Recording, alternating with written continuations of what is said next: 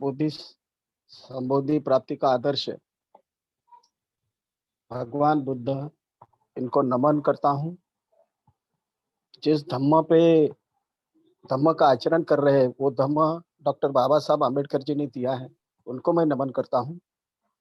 जिस संघ में कल्याण मैत्री का आनंद हम लेते हैं, ऐसे संघ की स्थापना भंते गुरकिन संरक्षित जी ने किए है, उनको मैं नमन करता हूँ। और महात्मा फुले जी जो क्रांति सूर्य है, जिनका आज जन्मदिन है, उनको भी मैं नमन करता हूँ। और जो आज का पूजा और वंदना का नेतृत्व जो किया है, धम्ममित्र कमला बौद्ध और प्रज्ञा रश्मि जी, बहुत ही सुरीली आवाज में उन्होंने पूजा वंदना का नेतृत्व किया है, इसलिए मैं बहुत ही तहे दिल से उनका शुक्रगुजार हूँ। और जेस्ट सिटिंग भी प्रज्ञा रश्मि जी ने बहुत ही अच्छी तरह से ली है, इसलिए मैं उनका पुण्यानुमोदन करता हूँ, साधुवाद करता हूँ। और फूलों के गुच्छे से जो स्वागत किया है प्रभा जी ने अलीगढ़ से, उनका मैं बहुत बहुत पुण्यानुमोदन करता हूँ। और यमन कुमारी अ, वर्धन जी और प्रभाकर वर्धन जी, धम्ममित्र प्रभाकर वर्धन जी, इन्होंने जो पुष्प गुच्छ से स्वागत किया है, इसलिए मैं बहुत बहुत पुण्यानुमोदन करता हूँ। और धम्ममित्र संतोष गौतम देहरादून, इन्होंने जो बहुत ही यानी पुष्प गुच्छों का वर्षाव किया है, तो इसलिए मैं उनका भी बहुत बहुत पुण्यानुमोदन करता हूँ, साधुवाद करता हूँ। और दिल्ली टीम बोधि प्रकाश जी की जो यानी संचालन भी कर रहे हैं, परिचय भी दे रहे हैं बहुत अच्छी तरह से, और इसलिए मैं उनका बहुत बहुत पुण्यानुमोदन करता हूँ। और सभी दिल्ली केंद्र के ब्रह्मचारी गण, उनका बहुत बहुत मैं पुण्यानुमोदन करता हूँ, धन्यवाद देता हूँ। तो सबसे पहले और सभी आदरणीय धम्मचारी गण, धम्मचारिणी और आदरणीय धम्ममित्र और सभी धम्म सहायक, सभी का मैं पुण्यानुमोदन करता हूँ, बहुत बहुत धन्यवाद देता हूँ। क्योंकि क्या है, महाराष्ट्र में हर सेंटर पे ये जो प्रोग्राम जारी है, इतने होते हुए भी दिल्ली केंद्र को जुड़े हैं आप, इसलिए मैं बहुत बहुत आपका अभिनंदन करता हूँ, कांग्रेचुलेशन करता हूँ। और मुझे तो ऐसा लगता है बोधि प्रकाश जी और उनकी टीम ने यानी 22 जून से अब तक जो धम्म की वर्षाव कर रहे हैं, तो सही बोले तो यशो सागर जी की तरफ से उन्होंने मन परिवर्तन कराया, मन का प्रशिक्षण दे दिया। और उसके बाद यानी मुक्ति कौन पथे, यानी सिर्फ भगवान बुद्ध ही मुक्ति मुक्ति पथे है। और धम्म क्रांति भी की है। और उसके बाद रट्ठपाल सुत्त और धम्म अधम्म सधम्म भी, और सधम्म तक पहुंचा, और उसके बाद अभी यानी बोधि तक पहुंचाया है, यानी चोटी तक पहुंचा है, धम्म के चोटी तक पहुंचा है। तो मुझे तो ऐसा लगता है कि बोधि प्रकाश जी ने यानी बोधि के प्रकाश में लाके छोड़ा है, बोधि प्रकाश के परिप्रेक्ष्य में लाके छोड़ा है। और प्रज्ञा प्रज्ञा रश्मि के यानी रश्मि में लाके छोड़ा है। और इसीलिए मैं उनकी ये जो इमेजिनेशन है, कल्पना करने की शक्ति, और सभी को ये यानी बोधि की तरफ लेके जाने के लिए उन्होंने अपने को यानी जैसा मैत्री का धन दिया है, मुदिता का धन दिया है, और अपना चित्त क्या किया है, श्रमण चित्त बनाया है। अपना चित्त श्रमण चित्त बनाया है, और उसके साथ साथ कर्म करने के लिए कर्मादित्य भी अपने साथ में है। तो ये यानी सोने पे सुहागा ऐसा कहते हैं, यानी इतने अपने लिए प्रयास किए हैं बोधि प्रकाश जी और उनके उनके टीम ने, इसलिए मैं बहुत बहुत उनका अभिवादन करता हूँ, उनको साधुवाद देता हूँ। तो अपने धम्म यात्रा की तरफ बढ़ेंगे। आज जो तीसरी प्रतिज्ञा है उसकी तरफ बढ़ेंगे। तीसरी जो प्रतिज्ञा है कि अ, सत्य अनंत है और हम प्रतिज्ञा करें कि हर सभी का उस सभी सत्य का बोध प्राप्त करेंगे। ये जो तीसरी प्रतिज्ञा है आज देखने वाले हैं। उसके पहले अपन पहले दिन में, आज तीसरा दिन है, पहले दिन में आप ये जो सभी सजीव प्राणी को भवसागर के पार उतारेंगे, वो पहली प्रतिज्ञा देखी है। और दूसरे दिन अ, अ, ये पहली प्रतिज्ञा में आपन ने देखा है कि बोधिसत्व किसे कहते हैं। और बोधिसत्व जो काया वाचा और मन की शुद्धता करके प्रज्ञावान होता है और धम्म चक्र गतिमान करता है, उसको बोधिसत्व कहते हैं। और जो जगत का उद्धारक है उसको बोधिसत्व कहते हैं। और ये सब बातें देखने के बाद बोधिसत्व के मन में बोधिचित्त कैसा निर्माण होता है, खास करके डॉक्टर बाबा साहब आम्बेडकर जी के बारे में, यानी बुद्ध चरित्र पढ़ने के बाद बोधिचित्त उनके मन में निर्माण हो गया, ये अपन देखा है। और बोधिचित्त दो प्रकार के हैं, परम बोधिचित्त और सापेक्ष बोधिचित्त। और सापेक्ष बोधिचित्त के भी और दो प्रकार देखे हैं, बोधि प्रणिधान चित्त और बोधि प्रस्थान चित्त देखा है। और बोधिचित्त निर्माण होने के बाद चार घटना घटित होती है, ये आपने देखा है। उसमें से पहली जो बात है, धम्म चक्षु खुलते हैं उनके। और दूसरी बात श्रोतापन अवस्था प्राप्ति होती है। और तीसरी बात है मानसिक प्रवज्ञा निर्माण होती है। और चौथी है अपने प्रतिज्ञाबद्धता में सम्यक भावना निर्माण होती है, ये देखा है अपन। और उसके साथ साथ ये जो अस्तित्व के सत्य स्वरूप क्या है, ये जो उसके तीन लक्षण है वो देखे हैं, अनित्य, अनात्मा और अनित्यता देखे हैं। और दूसरे दिन अपन देखे हैं कि जो अ, योगाचार में असंग ने 51 मानसिक अवस्था बताए हैं। और उसमें 26 26 मानसिक अवस्था अपन देखे हैं जो अकुशल मानसिक अवस्था है। 26 अकुशल चेता धर्म अपन देखे हैं। उसमें से जो 6 है बहुत बड़े हैं, उनको महाराक्षस है, ये अपन देखा है। जैसा राग है, प्रतीक है, अविद्या है, मान अहंकार है, और उसके साथ साथ विचिकित्सा है, और उसके साथ दृष्टि है। ये 6 महाराक्षस है। और ये महाराक्षस है तो भी उसकी तरफ यदि प्रज्ञा से देखे तो ये महाराक्षस अपने चित्त में से कम हो जाते हैं, उनका निर्मलन हो जाता है। कोई डरने की बात नहीं है, सिर्फ उसकी तरफ प्रज्ञा से देखना है। और इसके लिए मैंने विवेकानंद जी का उदाहरण दिया है। यानी अपन, यानी एक टक से उनकी तरफ देखा, एक टक नजर से उनकी तरफ देखा, तो ये अपने जीवन से उनका निर्मूलन हो सकता है। और उसके बाद जो राग है उसके उपक्लेश देखे, 5 उपक्लेश देखे। उसका पहला है मात्सर्य, वृक्ष, माया, शाठ्य और मद, ये 5 उपक्लेश देखे। और उसके बाद प्रतीक के यानी द्वेष के 5 उपक्लेश देखे हैं। वह क्रोध, उपनाह, ईर्ष्या और विहिंसा, ये ऐसे उपक्लेश देखे। और बाद में अविद्या के 5 उपक्लेश देखे हैं, अपत्रप्य और अनप्त्रप्य, सत्यान, औदंत्य और अश्रद्धा। और ये जो राग है, प्रतीक है और अविद्या का विपाक क्या होता है, वो ज्यादा इंपॉर्टेंट है मेरे भाई और बहनों। उसका विपाक क्या होता है, यानी कौशिध्य निर्माण होता है, यानी अलस्य अपने मन में निर्माण होता है, आलस्य निर्माण होता है, प्रमाद निर्माण होता है, मुझसे समृद्धता निर्माण होता है, विक्षेप निर्माण होता है और असंप्रजन्य निर्माण होता है।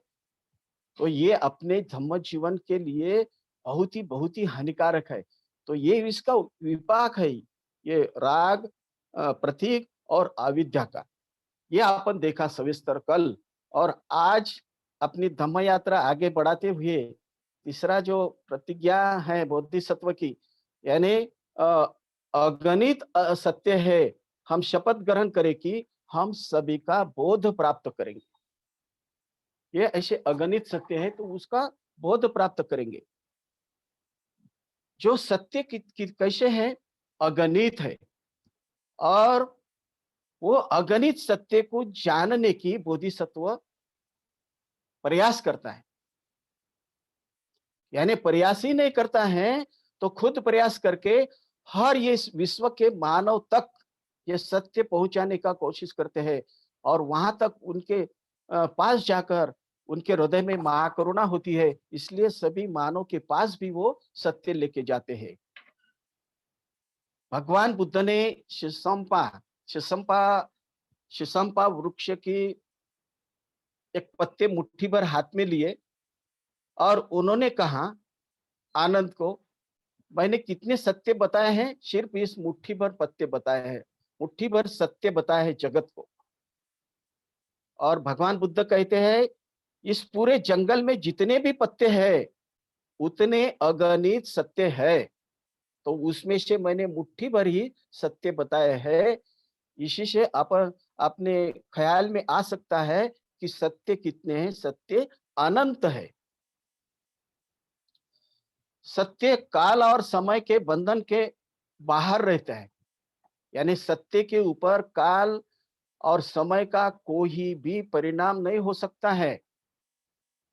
जैसे कि अपन सोच सकते हैं, भगवान बुद्ध के काल से अब तक यानी 2500 साल हो गए, तो भी सत्य है ये जारी है, और सत्य हमेशा नया नया होता है उसमें, यानी उसका नया संशोधन करना पड़ता है, यानी काल और समय के बाहर सत्य होता है। और शास्त्र भी किसी भी बात की परिपूर्णता मान्य नहीं करता, यानी शास्त्र भी क्या करता है, किसी भी बात की परिपूर्णता मान्य नहीं करता है, यानी उसमें भी संशोधन करना पड़ता है सत्य में। यह शास्त्र बताता है सत्य हर दिन नया रहता है। कि जैसा अपन कहते हैं, ये गीत में अपन बोलते हैं कि ये धम्म है नया नया, दुखावर्ती दया, यानी इसीलिए कहते हैं ये धम्म नया नया है, क्योंकि क्या है, सत्य हर दिन नया नया रहता है, और उसका हमेशा संशोधन करना पड़ता है, क्योंकि क्या है, ये सत्य नया नया है। सत्य और धर्म में बोधिसत्व भेद नहीं करता है। सत्य और धर्म दोनों एक समान है, उसमें कभी भेद नहीं हो सकता है, क्योंकि सत्य ही धर्म है और धर्म ही सत्य है, उसमें भेद कभी भी नहीं कर सकते हैं। इसलिए कहते हैं सत्य नहीं सत्यान परो धम्म, सत्य के अलावा धम्म नहीं है, और यही हमारा लक्ष्य होना चाहिए। यानी जो भी धम्म की शिकवन है ना, वो सत्य है, सत्य के अलावा कुछ भी नहीं है। इसलिए तो चार सत्य दिए, चार आर्य सत्य दिए है, यानी पूरा धम्म क्या है, सत्य है, और सत्य ही धम्म है। मैं आपको सॉक्रेटिस का उदाहरण देना चाहता हूं। सॉक्रेटिस बहुत महान ऐसे तत्ववेत्ता थे, और सॉक्रेटिस सत्य कहते थे, और गवर्नमेंट के जो भी सत्य है वो लोगों को बताते थे, लोगों को जो असत्य बातें हैं वो लोगों को उजागर करते थे। तो गवर्नमेंट को अच्छा नहीं लगा, तो गवर्नमेंट ने सॉक्रेटिस को जेल में डाल दिया, और जेल में डालने के बाद उनको कहा तुम गवर्नमेंट के विरुद्ध में असत्य बातें उजागर मत कीजिए, यदि ऐसा आपने किया तो आपको जेल से रिहा किया जाएगा। लेकिन सॉक्रेटिस ने कहा मैंने यदि सत्य छोड़ दिया तो मैं जिंदा ही नहीं रहूंगा। तो उन्होंने गवर्नमेंट की एक भी बात नहीं मानी, क्योंकि सत्य को उन्होंने अपना जीवन समर्पित किया था। सत्य के लिए उन्होंने अपना जीवन न्योछावर कर दिया। फिर बाद में गवर्नमेंट ने उनको क्या कर दिया, उनको उनकी हत्या कर दी। ऐसा सोक्रेटिस ने क्या किया है, सत्य के लिए अपना जीवन न्योछावर किया है। क्योंकि क्या है, सत्य सर्वश्रेष्ठ रहता है। सत्य के लिए जीवन जीने वाले बहुत महान मानव होते हैं, महामानव होते हैं। सोक्रेटिस जी ने 4 बातें बताई है, वो बहुत इंपॉर्टेंट है, तो मुझे तो बहुत अच्छी लगती है, मैं आपके साथ शेयर करना चाहता हूँ। उन्होंने कहा है 2 बातें हमेशा ख्याल में रखना और 2 बातें हमेशा भूलना चाहिए।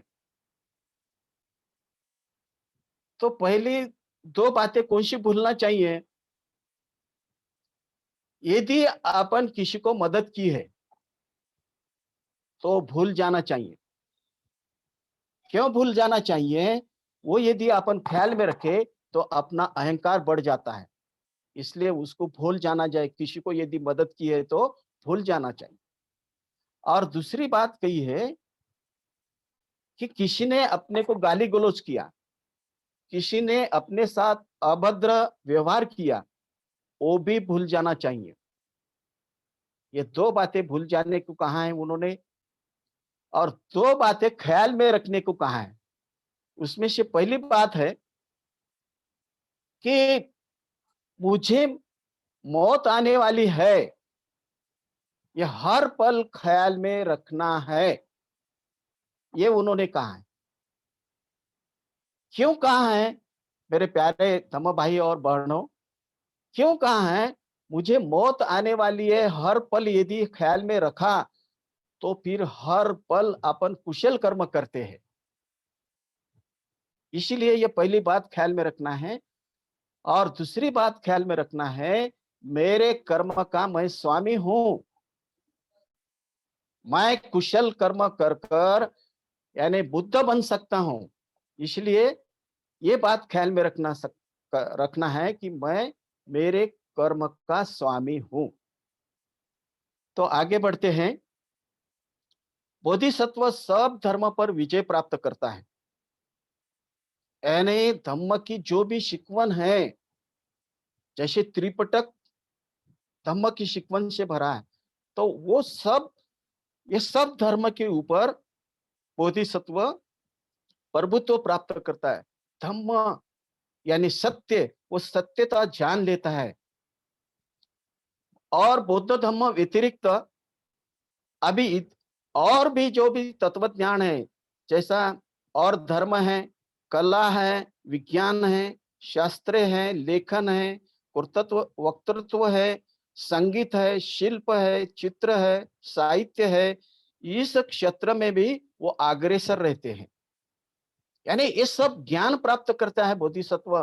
क्योंकि क्या है, फिर जगत को जगत का कल्याण करने के लिए उनको बहुत मदद हो सकती है। क्योंकि इससे क्या होता है, सभी मानव का स्वभाव उनके पहचान में आ जाता है और सभी मानव को बहुत ही वीर्य से मदद करने के लिए वो आगे बढ़ते हैं। मानव जीवन के सभी अंगों में वे प्रवीण होते हैं। जैसे ही मानव जीवन के सभी अंग यानी जैसा मानव का राजकीय अंग है, आर्थिक अंग है, सामाजिक अंग है, औद्योगिक है, जो भी है, वो सब अंगों में वो प्रावीण्य प्राप्त करते हैं और इसीलिए सभी मानव को वो मदद कर सकते हैं। और बोधिसत्व अपना ध्येय, आकांक्षा और धम्म सामान्य लोगों तक पहुंचाता है। सभी मानव तक यह धम्म पहुंचाने का कोशिश बोधिसत्व करता है। सभी धर्म कैसे हैं? मानव के धर्म है, मानव के मन के धर्म है। और इसीलिए धम्म पद में पहली गाथा में कहा है, मनो पुबगमा धम्मा मनोशेठा मनोमया मनसाची पतुठेन भासती वा करोति वा ततो न चक मनवती ततो न चक मनवंती चक्क व वाहतो पद। तो अपने मन जो है सबसे आगे रहता है और मन ही अपने मन में अकुशल विचार या कुशल विचार निर्माण करता है। तो ये सब जो भी विचार अपने मन में निर्माण होते हैं, वो उसको धर्म कहते हैं, और उसको जानना चाहिए। हर पल कौन सा धर्म अपने मन में उत्पन्न हो रहा है, उसके ऊपर नियंत्रण रखना है। और यदि अपन ये बात यदि इसके ऊपर यदि अपन कंट्रोल किए, कौन सा धर्म मेरे चित्त में निर्माण हो रहा है, उसकी तरफ यदि ख्याल दिया, तो आपन महामानव बन सकते हैं, बुद्ध बन सकते हैं। उस राह में बहुत ही जलद गति से आगे बढ़ते हैं। इसीलिए अपने को उसकी तरफ ख्याल देना है। अपना जो मन है बहुत चंचल है और वह बहुत गतिमान है। इसके लिए कल मैंने उदाहरण दिया है, चित्ता हतक का उदाहरण दिया है। क्योंकि क्या है, मन बहुत चंचल है और उसके ऊपर ख्याल देना बहुत कठिन बात है। मन में क्या है, कुशल और अकुशल ये दोनों बातें चलते रहती है। और अपना चित्त क्या है, ऐसा दोलायमान होता है। कुशल अकुशल, कुशल अकुशल, ऐसा प्रवाह चित्त में जारी रहता है। और लेकिन बोधिसत्व क्या करता है, इस मनोधर्म पर प्रभुत्व प्राप्त करता है, उसके ऊपर विजय प्राप्त करता है। योगाचारा में असंग ने आचार्य असंग ने 51 चित्त धर्म बताए हैं। और उसमें से अपन यानी 26 जो अकुशल चित्त धर्म है कल देखे हैं। तो आज उसके आगे के चित्त धर्म अपन देखने का प्रयास करेंगे। तो आगे बढ़ते हुए अपन इसमें 5 सर्वत्र चेत धर्म है और उसके बाद 5 विनियत चेत धर्म है और 11 कुशल चेत धर्म है और 4 अनियत चेत धर्म है। और कल के 26 और आज के 21 ये सब मिलके यानी 51 चेत धर्म है। तो आज शुरुआत करेंगे 5 सर्वत्र चेत धर्म। उसका नाम है स्पर्श, मनस्कार, वेदना, स्वज्ञा और चेतना। ये 5 सर्वत्र चेत धर्म है। सर्वत्र यानी हर पल पल अपने चित्त में उपस्थित रहते हैं, इसीलिए उनको सर्वत्र चेत धर्म कहते हैं। जैसा स्पर्श है पहला चेत धर्म, सर्वत्र चेत धर्म, यानी जो भी अपने 5 इंद्रिय है, वो 5 इंद्रिय में से किसी एक इंद्रिय से अपन स्पर्श करते हैं, उस विषय को स्पर्श करते हैं। तो अपना चित्त कैसा रहता है, भूखा रहता है। यानी हर बार उसको अ, यानी भूखा रहता है, इसलिए उसके तलाश में रहता है, सब्जेक्ट के विषय के संपर्क में आता है। तो इसमें तीन तीन जो बातें बहुत इंपॉर्टेंट है। ये स्पर्श के लिए क्या क्या चाहिए, 3 बातें चाहिए। पहला इंद्रिय चाहिए और दूसरा विषय चाहिए और वहां पे चित्त उपस्थित चाहिए। ये 3 बातें रहे तो स्पर्श हो सकता है।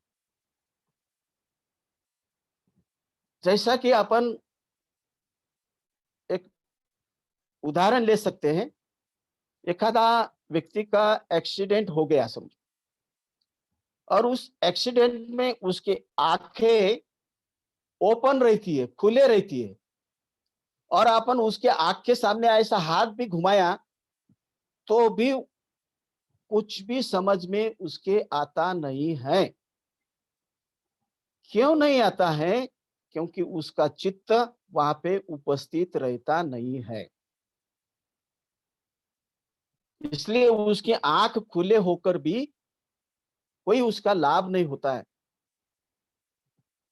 इसीलिए स्पर्श, विषय का स्पर्श होने के लिए ये तीन बातें बहुत इंपॉर्टेंट है, इंद्रिय, विषय और चित्त। दूसरा चेत धर्म, सर्वत्र चेत धर्म की ओर बढ़ेंगे, उसका नाम है मनस्कार। आधा स है मनस्कार, और इसका अर्थ है लक्ष्य। जैसा अपन कुत्ते का उदाहरण ले सकते हैं, वो क्या करता है, एक बांस लेता है एक चीज का, वो छोड़ के और दूसरे तरफ वो बांस लेता है। ऐसा उसका जारी रहता है, क्योंकि उसका लक्ष्य हर चीज की तरफ जाते रहता है। जैसा बिल्ली का भी उदाहरण ले सकते हैं अपन। बिल्ली भी उसकी कान जो है ना ऐसे टौकारती है, बड़े ऊपर करती है, यानी लक्ष्य देने का कोशिश करती है। तो एक विषय के बाद दूसरा विषय आता है, तो उसको मनस्कार यानी चित्त से एखादे विषय को पकड़ना है, उसको मनस्कार कहते हैं। और तीसरा सर्वतक चेत धर्म है वेदना। वेदना यानी विषय के बारे में अपने चित्त में सुखद, दुखद,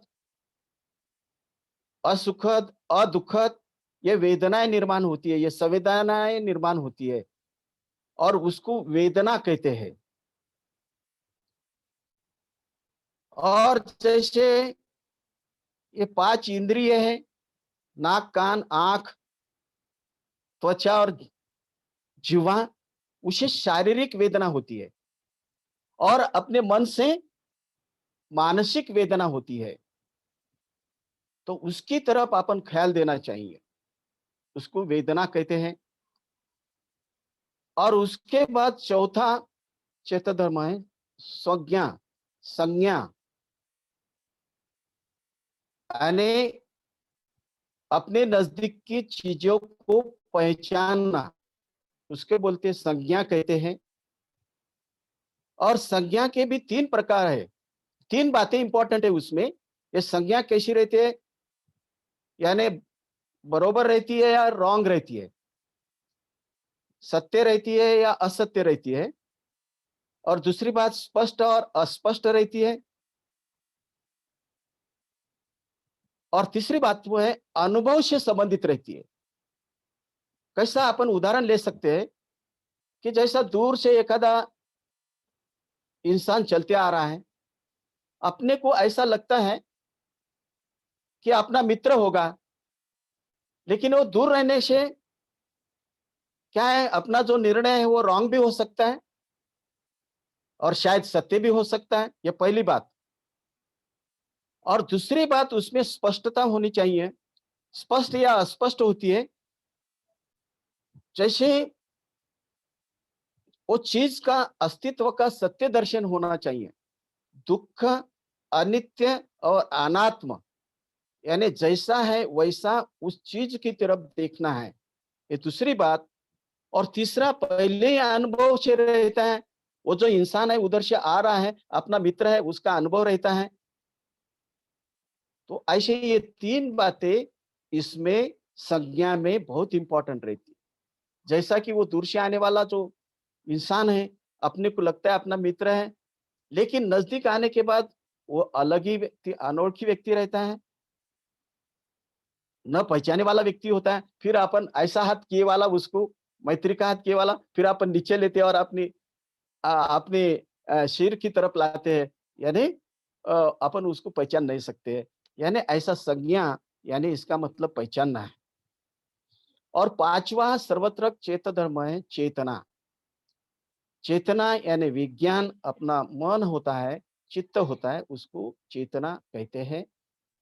और जो भी बात यानी कुशल या अकुशल, उसकी बातें अपनी चेतना में, अपने विज्ञान में अपन स्टोर करते हैं। तो ऐसे ये पांच सर्वत्र चेत धर्म है। उसके बाद आगे बढ़ेंगे अपन, और उसके बाद 5 विनियत चेत धर्म की तरफ देखेंगे। सॉरी, मैं पानी पीता हूँ।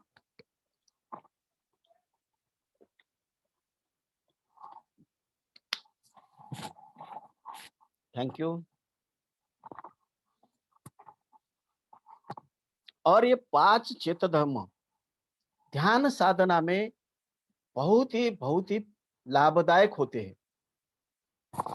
ध्यान साधना में अपने को, यानी जितना गहराई से ये 5 विनियत चेत धर्म का इस्तेमाल किया, तो अपन बुद्धत्व भी प्राप्त कर सकते हैं। और साधारण तौर पे यदि प्रयास किया तो बुद्धत्व के मार्ग पर आरूढ़ होते हैं। इतने इम्पोर्टेंट, मोस्ट इम्पोर्टेंट ये 5 विनियत चेत धर्म है। उसमें का पहला अपन देखेंगे छंद। तो जैसा कि अपन ध्यान साधना को बैठते हैं, अनापान सती हो, मैत्री भावना हो, तो अपने मन में ध्यान साधना करने की रुचि होना चाहिए, छंद होना चाहिए। और ध्यान साधना करते वक्त यदि छंद नहीं हुआ, छंद नहीं रहा, रुचि नहीं रही, तो आलस्य वहां पे उपस्थित होता है, अपने को ध्यान साधना नहीं करने देता है। तो ध्यान साधना करते वक्त अपन खुद को पूछना चाहिए, क्या मेरे मन में ध्यान साधना के बारे में रुचि है? क्या मेरे मन में छंद है ध्यान साधना करने का? तो अपन अपना चित्त स्थिर कर सकते हैं। इसलिए हर पल ध्यान साधना करते वक्त मेरे चित्त में रुचि है क्या, धम्म छंद है क्या, इस बारे में अपने को खुद को क्वेश्चन पूछना चाहिए। तो ध्यान साधना स्मृति पूर्वक कर सकते हैं और गहराई की तरफ अपन बढ़ सकते हैं, मेरे प्यारे भाई और बहनों। और दूसरा विनियत चेत धम्म है अधिमोक्ष। अधिमोक्ष यानी अंग्रेजी में कहते हैं स्ट्रांग डिटर्मिनेशन, और दूसरा अर्थ है उसका दृढ़ निश्चय करना या बांधिलकी। यानी एखादे विषय के बारे में संकल्प करते हैं, जैसा कि भगवान बुद्ध ने अधिमोक्ष किया था कि मेरे स्नायु, मेरी त्वचा यदि शुष्क हो गई तो भी चलेगी, लेकिन मैं इस आसन से, ध्यान साधना से उठूंगा नहीं है। तो ऐसा अधिमोक्ष करना चाहिए। इतना शक्तिमान बलप्रद अधिमोक्ष करना चाहिए, तो बहुत ही अच्छी तरह से ध्यान साधना में गहराई की ओर बढ़ सकते हैं। और यदि अधिमोक्ष नहीं किया, ऐसी कल्पना कीजिए, तो मार अपने ऊपर हावी होता है। 1-2 मिनट ध्यान साधना को बैठे तो मार अपने ऊपर हावी होता है। इसीलिए ध्यान साधना के लिए अधिमोक्ष होना बहुत बहुत इंपॉर्टेंट है। और ध्यान साधना करते वक्त मेरा यह संकल्प निरंतर है क्या, मेरा ये दृढ़ निश्चय स्थगित तो नहीं हो गया है, इस बारे में टटोलना चाहिए अपनी चित्त को। ऐसा यदि किए तो गहराई की तरफ अपन बढ़ सकते हैं। और तीसरा विनय चेत धम्म है स्मृति। यानी इसका अर्थ होता है ख्याल में रखना, और उसका दूसरा भी अर्थ होता है जो बिखरने वाली चीज है उनको एकत्रित लाना, इकट्ठा लाना। तो ध्यान साधना करते वक्त हर बार पुनः पुनः मैं स्मृतिमान हूं क्या, स्मृति है क्या, इस बारे में क्वेश्चन पूछना चाहिए अपने चित्त को। तो गहराई की तरफ ध्यान साधना में अपन जा सकते हैं। नहीं तो क्या है, ध्यान साधना में मैं बैठा हूं, ध्यान साधना कर रहा हूं, ध्यान साधना चल रही है, चलते जा रही है, और मन में दूसरे अकुशल विचार एक आधी पिक्चर की तरफ जारी रहते हैं और उसमें ही आनंद लेते हैं। तो इसका मतलब क्या है, वहां पे स्मृति उपस्थित नहीं है। तो ध्यान साधना करते वक्त क्या मेरे मन में छंद है क्या, रुचि है क्या, क्या अधिमोक्ष है क्या, क्या स्मृति है क्या, ऐसा हर बार खुद को पूछना चाहिए, हर पल पूछना चाहिए। तो ध्यान साधना में गहराई की तरफ अपन जा सकते। उसके बाद चौथा विनियत चेत धर्म है समाधि। समाधि माने एकाग्रता, तल्लीनता, अपना चित्त और विषय एकरूप होता है। अपना चित्त विषय पर एकाग्र करना उसको समाधि कहते हैं। चिंतन कर चिंतन करते वक्त एखादे विषय पर तल्लीन होना, उसे भी समाधि कहते हैं। अपना चित्त और विषय एक में विलीन होते हैं, वह भी समाधि की अवस्था है। ऐसी समाधि के विविध पहलू अपन देखे हैं। समाधि में अपना चित्त एकाग्र होता है और समाधि में अपन लीन हो जाते हैं। ये ऊपर दिए वाले तीन जो विनय चेत धर्म है, ये अपन अपने चित्त में टटोलते रहे, इस समाधि की अवस्था में जा सकते हैं। और फिर कितना समय ध्यान साधना में है अपन, इसका भी पता नहीं चलता है अपने को। बिल्कुल, यानी स्थिर अवस्था में गहराई में अपन जा सकते हैं, उसको समाधि कहते हैं। और उसके बाद पांचवा विनय चेत धर्म है प्रज्ञा। प्रज्ञा यानी पहचानना, जानना। अपना चित्त एकाग्र करने का असर ऐसा होता है कि अपन उसका सत्य स्वरूप जान लेते हैं। कौन सा सत्य स्वरूप? वह दुखमय है, वह अनात्म है, वह अनित्य है, और उसको ही विपश्यना कहते हैं। यानी जैसा है वैसा देखना, उसको प्रज्ञा कहते हैं। तो धम्म जीवन का यानी प्रज्ञा, ये अंतिम शिखर है। जैसा छंद से अपन शुरुआत की है ध्यान साधना, तो अंत में क्या होती है, प्रज्ञा उत्पन्न होती है, अपने को समाधि की अवस्था प्राप्त होती है। इसलिए ये पांच पांच चेत धर्म जो है, बहुत ही अपने धम्म जीवन में बहुत इंपॉर्टेंट है। तो वो यदि अपन ख्याल में रखे, तो बुद्धत्व के मार्ग पर बहुत ही आसानी से आगे बढ़ सकते हैं। और उसके लिए जरूरत होती है, श्रद्धा की जरूरत होती है। और ये 11 कुशल चेत धर्म अपन देखने वाले हैं। तो उसमें का पहला चेत धर्म है श्रद्धा। तो श्रद्धा के बगैर धम्म जीवन शुरुआत भी नहीं हो सकती है धम्म भाई और बहनों। तो इसी से श्रद्धा को कितना महत्व है, ये अपने ख्याल में आता है। आचार्य नागार्जुन ने कहा है, श्रद्धा का महत्व उन्होंने व्यक्त किया है। धम्म वर्ग की शुरुआत भी श्रद्धा से ही होती है। यदि श्रद्धा नहीं है तो धम्म वर्ग में अपन जाते नहीं है, धम्म शिविर में भी सहभाग नहीं ले सकते, श्रद्धा नहीं है तो। और प्रज्ञा धम्म जीवन का ध्येय है। श्रद्धा यदि अपने चित्त में है, तो अंत में प्रज्ञा निर्माण होती है।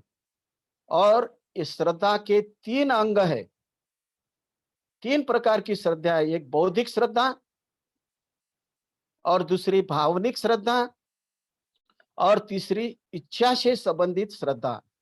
तीसरी है इच्छा से संबंधित श्रद्धा। बौद्धिक श्रद्धा यानी धम्म यही सत्य है। भगवान बुद्ध जो कहते हैं वह सत्य है, उसको कहते हैं बौद्धिक श्रद्धा। और दूसरी है भावनिक श्रद्धा, यानी बुद्ध गुण की अपन सराहना करते हैं। मैत्री, करुणा, वीर्य और प्रज्ञा अपने में भी आना चाहिए। ये भावनिक प्रज्ञा से, भावनिक श्रद्धा से शक्य होता है। और तीसरी प्रज्ञा जो इच्छा से संबंधित श्रद्धा है, यानी बुद्धत्व प्राप्त करने की इच्छा रहती है, तो उसको इच्छा से संबंधित श्रद्धा कहते हैं। श्रद्धा के दो गुण विकसित होते हैं अपने में। पहला गुण है श्रद्धा अपने को आगे आगे लेके जाती है, आगे आगे धम्म जीवन में लेके जाती है। धम्म जीवन का अपन श्रद्धा से ही विकास करते हैं। ये पहला सद्गुण है श्रद्धा का।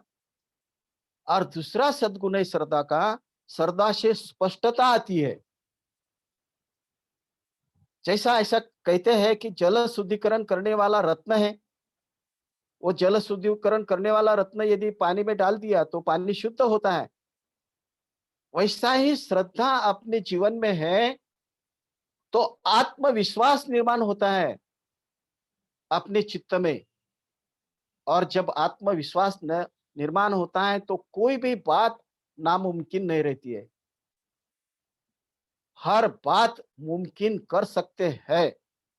तो इससे श्रद्धा का महत्व अपने ख्याल में आया होगा, ऐसा मैं समझता हूं। और आगे बढ़ेंगे। कुशल चतुर्धम का दूसरा चतुर्धम है री। री यानी खुद के बारे में कुछ आदर्श रहते हैं, उसके अनुसार जीवन यदि नहीं जिए तो लज्जा आती है, उसको री कहते हैं। री का अर्थ लज्जा, ऐसा भी हो सकता होता है। अपन कुछ आदर्श अपने जीवन में रहते हैं, जैसा भगवान बुद्ध अपने आदर्श है, डॉक्टर बाबा साहब आम्बेडकर जी अपने आदर्श है, और भंते उर्गेन संरक्षित जी अपने आदर्श है, आदरणीय बोधि सागर जी अपने आदर्श है।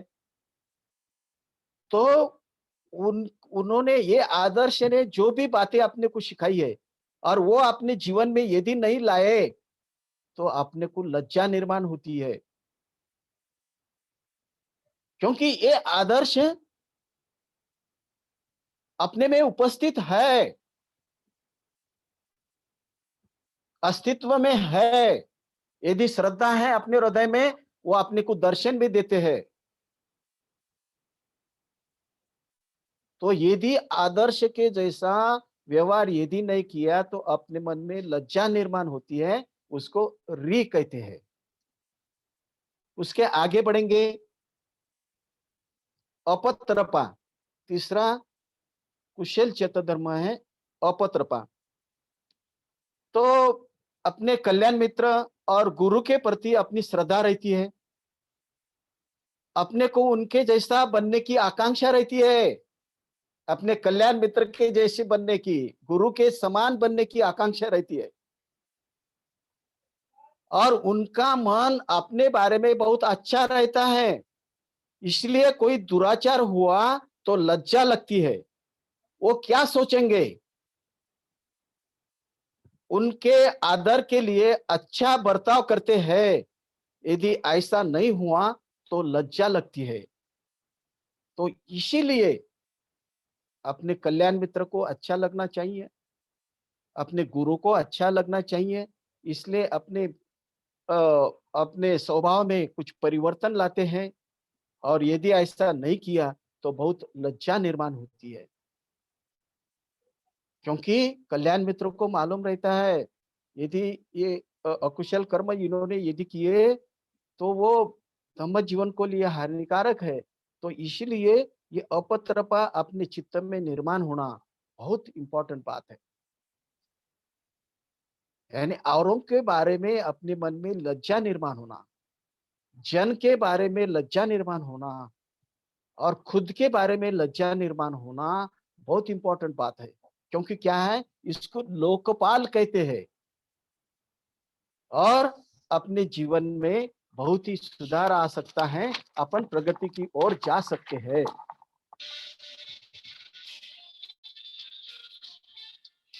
और चौथे क्रमांक का कुशल चेत धर्म है अलोभ। अलोभ यानी अनासक्त की अवस्था है, उसको अलोभ कहते हैं। अलोभ लोभ के साथ लड़ते रहता है। लोभ को हकालने का काम अलोभ करता है। लोभ को हकालने का काम अलोभ करता है। एक मिसाल के तौर पर अपन उदाहरण ले सकते हैं। एक भिक्षु बर्मा में रहता था, बर्मा देश में। वो अमेरिका से बर्मा देश में आया था और एक विहार में वास्तव्य करता था। और उसने पत्र लिखा था दूसरे मित्र को कि मैं यहाँ पे बहुत आनंदित हूं। तो उनके पास क्या चीजें थे? एक भिक्षा पात्र था, दो तीन चीवर थे और छाता था। तो यानी ये सीमित चीजें होते हुए भी बहुत आनंद वो महसूस करते थे। उसको अलोभ की अवस्था कहते हैं, अनासक्ति की अवस्था कहते हैं। तो ये अनासक्ति की अवस्था ये कुशल चेतधम है, उसको अलोभ कहते हैं। और इससे क्या होता है? दूसरा मोस्ट इंपॉर्टेंट अपना फायदा कौन सा होता है? जीवन का अंत भी आनंद से स्वीकार करते हैं, अनासक्ति की अवस्था यदि है तो। यानी अपना कितना लाभ होता है धर्म भाई और बहनों, कि अपन यानी कल्पना भी नहीं कर सकते हैं। नहीं तो अपन देख सकते हैं कि भौतिक जीवन में जीने वाले लोग, उनका अंत अच्छी तरह से होता नहीं है। बहुत पीड़न होती है उनको, तकलीफें होती है। लेकिन धम्म जीवन जीने वाले बहुत आनंद से जीते हैं और आनंद से अंततः निरोग भी लेते हैं। तो उसको अलोभ की अवस्था कहते हैं। पांचवा अकुशल चेतधम्म सॉरी पांचवा कुशल चेतधम्म है अद्वेष। ये अद्वेष द्वेष को हकलने का काम करते हैं। अद्वेष द्वेष यदि मन में आया तो उसको सक्रियता से ढकेल देता है। जैसे सांप को अपन ढकल देते हैं ना, वैसा द्वेष को अद्वेष ढकेल देता है। जैसा अपन मिसाल के तौर पर देख सकते हैं, जैसा अपन प्रवास कर रहे हैं, बस से प्रवास कर रहे हैं और रास्ते में कहीं पर एक्सीडेंट हो गया। तो उस वक्त अपन क्या करते हैं? गुस्सा नहीं करते, शांत और सहनशीलता से आचरण करते हैं। क्योंकि क्या है, अपन धम्म जीवन जीने वाले होते हैं। और वहां पे अपने इर्द गिर्द जो भी उस बस में लोग होंगे जो भौतिक जीवन के हैं, वो तो कितना आटा पिटा करते हैं, कितने गालियां देते हैं, क्या हो गया, ऐसा क्यों हो गया। लेकिन धम्म जीवन जीने वाले, इनके पास अद्वेष रहता है। वो शांतता से और सहनशीलता का आचरण करते हैं। तो उसको अद्वेष ये कुशल चित्त धम्म उनके पास रहता है। और छठा कुशल चित्त धम्म है अमोह। मोह सत्य को नकारता है और अमोह यानी चीजें जैसे है वैसे दिखता है। अमोह यानी चीजें जैसे है वैसे देखता है। अमोह अज्ञान के विरुद्ध में कार्य करता है। उसको अमोह कहते हैं। और सातवां चेत धम्म है वीर्य। वीर्य यानी उसका अर्थ होता है शक्ति या उत्साह। ये वीर्य के 5 गुणधर्म है। उसका पहला है चिलखत के जैसा वीर्य। जैसा सैनिक क्या होता है, हमेशा तैयार रहता है, वैसा बोधिसत्व भी क्या है, हमेशा तैयार रहता है। और दूसरा गुणधर्म है कार्यरत रहने वाला वीर्य। हमेशा कार्यरत रहते हैं 24 आवर्स। क्योंकि क्या हमेशा कार्यरत रहते हैं, क्योंकि उनमें वीर्य होता है। निराश न होने वाला वीर्य, यानी जीवन में कुछ मजा करना, ऐसा नहीं करते धम्म जीवन जीने वाले। बोधिसत्व क्या कहते हैं, कभी निराश नहीं होते हैं, हमेशा बुद्धत्व की राह पर आगे बढ़ते हैं। और चौथा गुणधर्म है माघार नहीं लेने वाले वीर्य है। माघार कभी नहीं लेते हैं वो। धम्म जीवन जीना बहुत ही डिफिकल्टीज है धम्म जीवन में। एक तिब्बती गुरु ने कहा है, यानी यदि धम्म जीवन की शुरुआत की है तो माघार नहीं लेना, और यदि धम्म जीवन की शुरुआत नहीं की है तो मत करो। तो ये उन्होंने विनोद से कहा है। यानी धम्म जीवन जितने भी तकलीफें है, तो उसमें धम्म जीवन जीने वाला कभी माघार नहीं लेता, ये वीर्य उनके पास रहता है। और पांचवा गुणधर्म है कभी भी तृप्त न होने वाला वीर्य। धम्म जीवन में कभी छुट्टी नहीं रहती है। जैसा कि आप देखते हैं दिल्ली टीम को 10 महीने हो गए तो भी कभी छुट्टी नहीं ली है। क्योंकि क्या है, कभी तृप्त नहीं होते हैं। ज्यादा से ज्यादा धम्म लोगों तक पहुंचाने का ब्रीदल उन्होंने लिया है। और इसीलिए रात और दिन इकट्ठा करके क्या करते हैं, हमेशा तत्पर रहते हैं। क्योंकि सभी प्राणी मात्रों को के जीवन में सुख निर्माण करना है, इसलिए तत्पर रहते हैं वो। और आठवां कुशल चित्तधम्म है प्रशब्दी। प्रशब्दी यानी प्रशांति, स्वस्थ चित्तता। और ये प्रशब्दी प्रीति के बाद आती है। प्रशब्दी ये 12 निदानों में भी प्रशब्दी है। और ये प्रशब्दी के 2 अंग है। पहला है अपने शरीर जो है ना, ध्यान साधना करते वक्त कॉटन यानी कपास के जैसा तरंगता है अपना शरीर। और अपना शरीर सहजता से ये बातें करता है। और दूसरा अंग है मानसिक हल्केपना।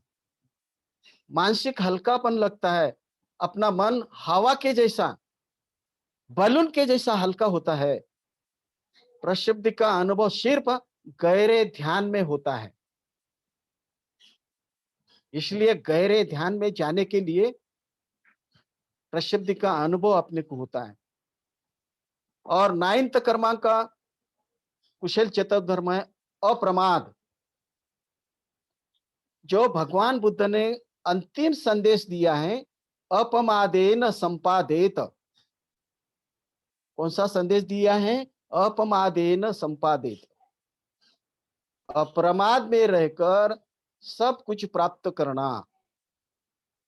अपन प्रमाद का उदाहरण देखेंगे। प्रमाद में यदि दारू पीने वाला व्यक्ति क्या है, प्रमाद में नहीं रहता है, वो रास्ते के बीच में से चलता है।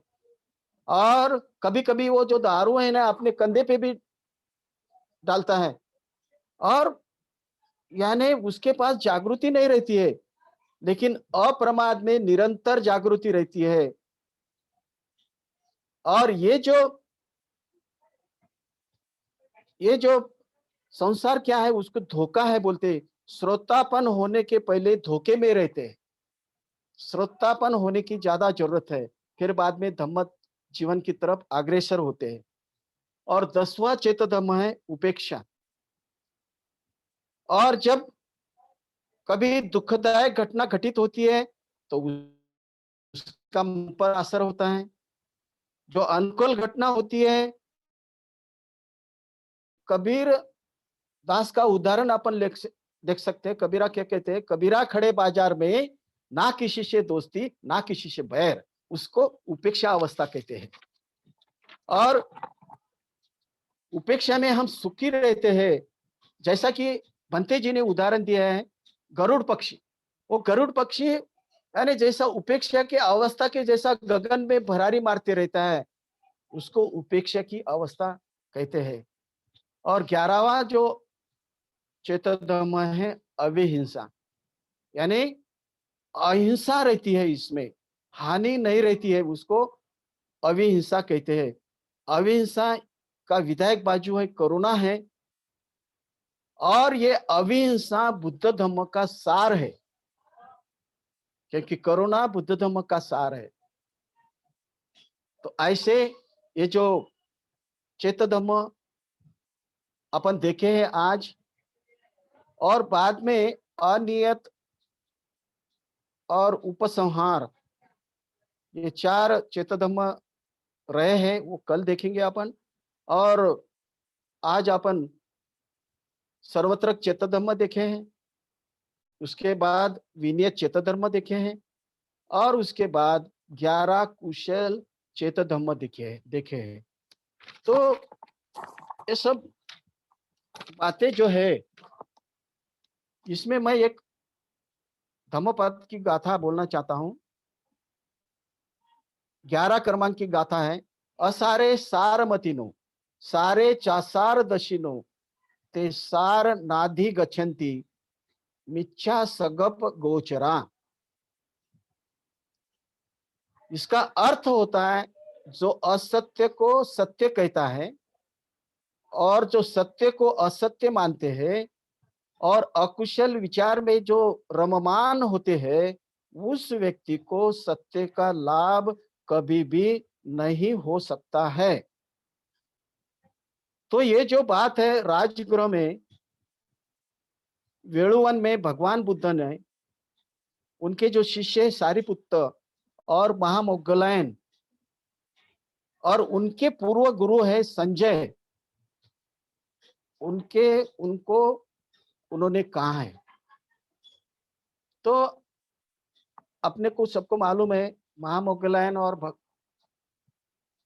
सारिपुत्र ये महासेनापति थे भगवान बुद्ध के, और ये बचपन में उपतिस्स और कोलित नाम के खेड़े में रहते थे। ये राजगृह के पास ही है, और ये बहुत श्रीमंत थे दोनों भी।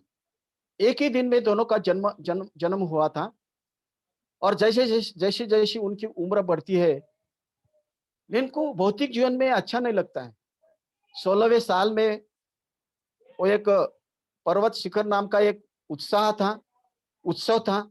उसमें दोनों ने 500 उनके मित्र 500 रथ लेके वहां पे वो नदी के किनारे दोनों तरफ से आ गए, उपतिस्स और कोलित ये खेड़े के बीच में। लेकिन उनको दोनों को भी ऐसा लगा, ये कोई सुख का जो भौतिक जीवन है, ये जो सत्य जीवन नहीं, अपन सत्य की खोज में जाएंगे, ऐसा दोनों ने भी निर्णय ले लिया। फिर वो दोनों ने क्या किया, 500 रथ घर को भेज दिए और 500 मित्रों को साथ में लेके दोनों चल पड़े। और नजदीक राजगृह में ही ये संजय नाम के गुरु का आश्रम था, वहां पे गए और उनके यहाँ पर उन्होंने ट्रेनिंग ले लिया, प्रशिक्षण ले लिया। थोड़े ही दिन में प्रशिक्षित हो गए। और फिर बाद में गुरु को, संजय को उन्होंने पूछा, क्या इनका मन में समाधान नहीं हो गया? तो उन्होंने पूछा, क्या इससे और ज्यादा अच्छी शिक्षा है, कोई और ज्यादा सत्य है जगत में? तो संजय ने कहा, ये मैंने जो कहा यही सत्य है, और इसके ज्यादा सत्य जगत में नहीं है। फिर इनको लगा, हमारे मन में समाधान क्यों नहीं है, फिर सत्य है तो। फिर दोनों ने निर्णय ले लिया वहां से निकल जाने का। वो दोनों निकल पड़ते हैं और दोनों ने एक में को कहा, जिनको भी सत्य का ज्ञान होगा वो दूसरे को कहलाएगा, ऐसा बोल के अपने अपने गांव को चले गए। लेकिन कुछ दिन के बाद ये जो उपतिश राजगृह में अश्वजित भिक्षाटन कर रहे थे और उनकी तरफ ख्याल गया उनका उपतिश का, और वो बहुत ही स्थिर भाव से, शांतता से भिक्षाटन कर रहे थे। और उपतिश को लगा ये जरूर यानी बुद्धत्व के मार्ग पर चलने वाला व्यक्ति होगा, इन्होंने अनंत पद पर पैदा प्राप्त किया होगा, ऐसा लगता है। तो वो भिक्षाटन होने के बाद अश्वजित एक झाड़ के नीचे बैठते हैं, वहां तक जाते हैं और उनको रिक्वेस्ट करते हैं, आपके गुरु कौन है? तो अश्वजित ने कहा, मेरे गुरु शाक्य मुनि हैं। तो उन्होंने कौन सी शिक्षा दी है? तो उन्होंने कहा, ये धम्मा हेतु पबवा तेस हेतु तथागतो आहा ते संचयो निरोधो ये वो वादी महासमनो। सब इसका अर्थ होता है, सब कुछ कारण से उत्पन्न होता है, उसका कारण तथागत जानते हैं, यह महाश्रमण की शिक्षा है, ऐसा उन्होंने कहा। तो ये सुनते ही उपतिश श्रोतापन्न हो गए। तो फिर उन्होंने अपने मित्र को, कोलित को, यह बात कही, ये जो घटना घटी है उसके बारे में। वो वृत्तांत बोलने से और सुनने से ही कोलित भी श्रोतापन्न हो गया। फिर वो दोनों संजय के पास गए और संजय को बोले कि शाक्य मुनि है और इस जगत के सभी लोगों के गुरु है वो, उनके पास हम जा रहे हैं और आप भी हमारे साथ चलो। तो संजय बोलता है, मैं अब तक गुरु के रोल में हूं, अब तक गुरु रहा हूं, तो मैं गुरु ही रहूंगा। मैं वहां जाने के बाद मुझे शिष्य बनना पड़ेगा, तो मैं जरूर नहीं आऊंगा। और संजय ने उनको पूछा, इस जगत में कितने मूर्ख लोग हैं और कितने बुद्धिमान लोग हैं? तो ये दोनों ने उत्तर दिया, 2 या 3% बुद्धिमान लोग हैं और बाकी के सब मूर्ख हैं। तो संजय कहता है, जो बुद्धिमान लोग हैं उनको बुद्ध के पास लेके जाओ और जो मूर्ख लोग हैं उनको मेरे पास रहने दो। फिर इतना रिक्वेस्ट करने के बाद भी संजय उनके साथ नहीं आ गया। तो फिर उनके जो 500 शिष्य थे, दोनों के 250-250, और ये दोनों भगवान बुद्ध के पास गए। और भगवान बुद्ध के पास जाने के बाद ये संजय के बारे में उन्होंने कहा, तो उसी वक्त भगवान बुद्ध ने ये गाथा वो संजय को उद्देश्य करके बोली है, असारे सारमतिनो सारे चासार दशिनो ते सार नादि गचंती मिच्छा सगप गोचरा। यानी जो सत्य को असत्य कहता है और असत्य को सत्य कहता है, ऐसे व्यक्ति को सत्य की प्राप्ति कभी नहीं हो सकती है। तो मेरे प्यारे धम्म भाइयों और बहनों, समय हो चुका है और आप सबने बहुत ही शांत चित्त से मुझे सुन लिया है, इसलिए मैं आप सभी का तहे दिल से शुक्रगुजार हूँ। मैं आपको अभिवादन करता हूँ, आप सबका अभिनंदन करता हूँ और दिल्ली टीम का बहुत बहुत शुक्रगुजार हूँ। उन्होंने ये स्वर्ण अवसर मुझे प्राप्त करके दिया है, इसलिए उनका भी मैं तहे दिल से शुक्रगुजार हूँ और यहाँ पे ठहरता हूँ।